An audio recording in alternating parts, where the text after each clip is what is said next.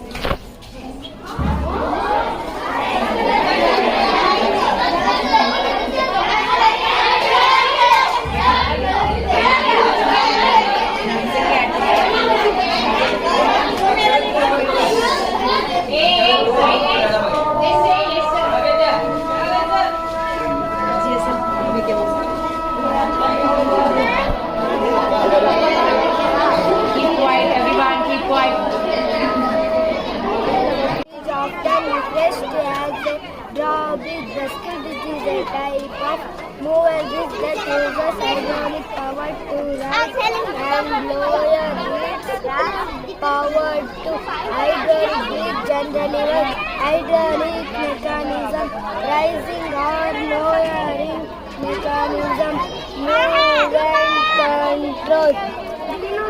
Return to position. Thank you for listening.